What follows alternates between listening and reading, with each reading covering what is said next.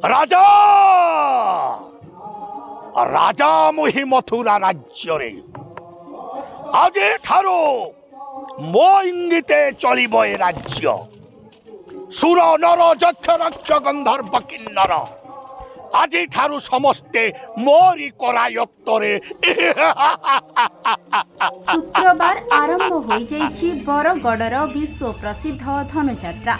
संध्या समय बरगड़ समलेश्वरी मंदिर ठारू पूजार्चना करी बरगड़ जिलापाल और धनुଯାତ୍ରା कमिटीर सदस्य माने राजा उग्रेशन और सैन्य सामंत धरी शोभायात्रा बाहरी संध्या 7टा समय राज दरबार रे पहुंची। प्रथमे बरगड़ विधायक अश्विनी षडंगी और सांसद प्रदीप पुरोहित कंस दरबार को उद्घाटन करथिले। एथिरे सांसद पुरोहित कहिसेंति कि ओडिशार मुख्यमंत्री मोहन चरण माझी धनुଯାତ୍ରା देखिबाकू आसिबे। बरगड़ विधायक अश्विनी षडंगी कहिसेंति कि धनुଯାତ୍ରାर प्रथम दिन में चाषी माने बहु संख्यार जोग दैछंती। बरगड़ अंचल रे आहुरी बढ़िबो धनुଯାତ୍ରାर क्रेज। ଏହି ଧନୁଯାତ୍ରା ପାଇଁ ଓଡ଼ିଶା ସରକାର ପ୍ରାୟ 2 କୋଟି ଟଙ୍କା ଅନୁଦାନ କରିଛନ୍ତି।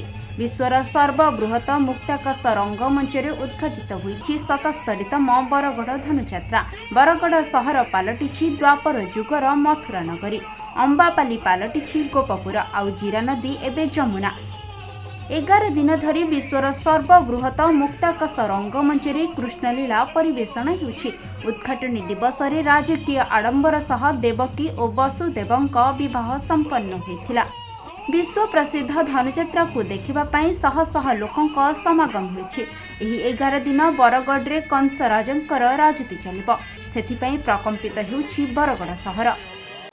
आज मोर ससुर उग्रसेन राजा उग्रसेन उपयुक्त पात्र सुदेव नंदन वसुदेव को प्राप्त होती एवं से चंद्र सूर्य को साक्षी रखी मो देवकी सहित विवाह पाणी ग्रहण करी मोर ससुर एवं शाशु को प्रतिश्रुति भी देती दुहिता दुही कूल को हिता ना दुही कूल को पिता आ मोर से सुदेव नंदन पुत्र हिसाब से मो पाटराणी कर रखी सर्व सुख शांति आनंद प्रदान करी बोली मो आज समस्त को साक्षी रखी कथा रखी। आज मो बहुत आनंदित बहुत उल्लसित बहुत प्रतीक्षित आशा मोर आज होइछि पूरण कही सप्त ऋषि मते रे राजा उग्रसेन तोर कन्या देवकीर उदरु स्वयं नारायण होइबे जन्म।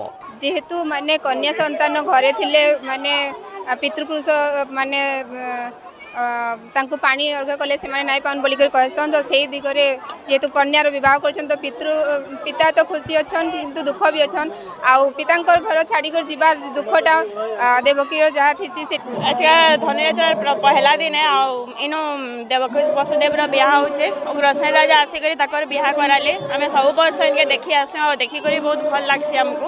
मोर नाम पुष्पा वर्मा अच्छे मुझे बरगड़ नु अच्छु आज बरगड़ नु बहुत बढ़िया उत्सव होचे मुई 20 बरस लानु देखुछु।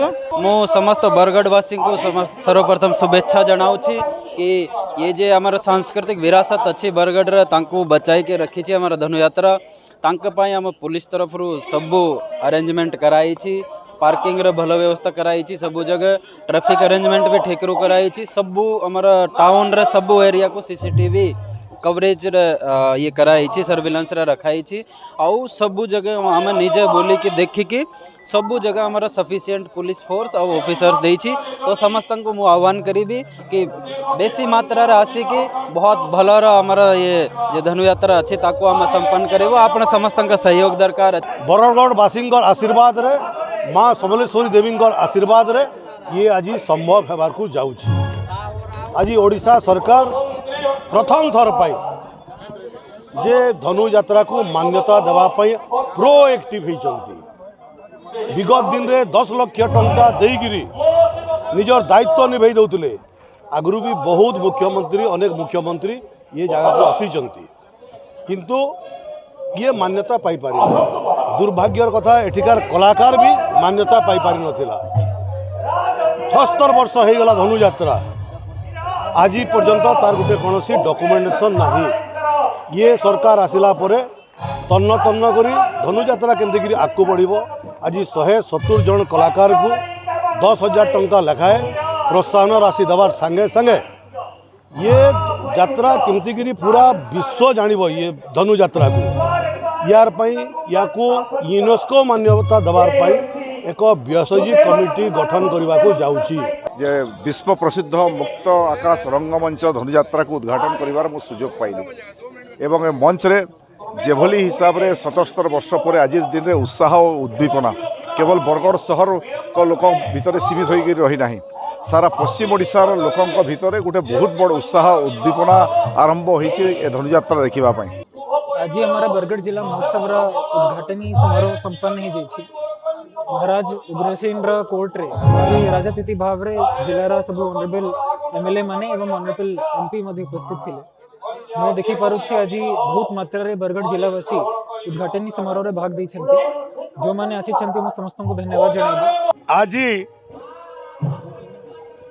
देवकी वसुदेवर विवाह जाइथिली दिग्विजयर पथे दिग्विजय फेरिला मात्र के देखिली देवकी को सुदेव पुत्र वसुदेव हस्तरे न्यस्त करिछंती पिता उग्रसेन क्रोधरे हेली जर्जरित हेले पिता मते देले प्रबोधना कहले कंस विवाह कार्य जतबेले संपन्न हेछि सुसज्जित रथ उपरे तोरी भौणी देवकी को एवं वसुदेव को नहीं जा बाबा छाड़ी दे आसबु वसुदेवपुर पितांक आदेश सुसज्जित रथ उपरे देवकी एवं वसुदेव को नहीं जाऊली वसुदेवपुरे ए समय हेला दैववाणी रे रे कंस जेउ देवकी एवं वसुदेव को सुसज्जित रथ उपरे नहीं जाऊछु वसुदेवपुरे तारी गर्भर अष्टम संतान हेब तोर मृत्युर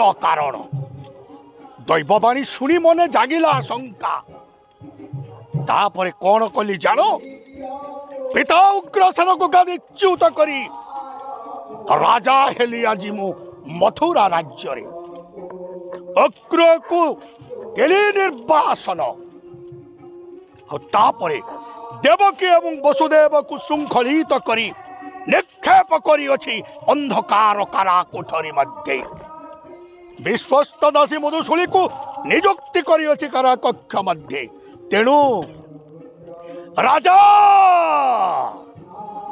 राजा मुहि मथुरा राज्य रे आज ठारो मो इंगिते चलिबो ए राज्य सुर नर यक्ष रक्ष गंधर्व किन्नर आज ठारू समस्ते मोरी करायत्तरे। बरगढ़ हरिश्चंद्र भोई रिपोर्ट खबर ओडिशा।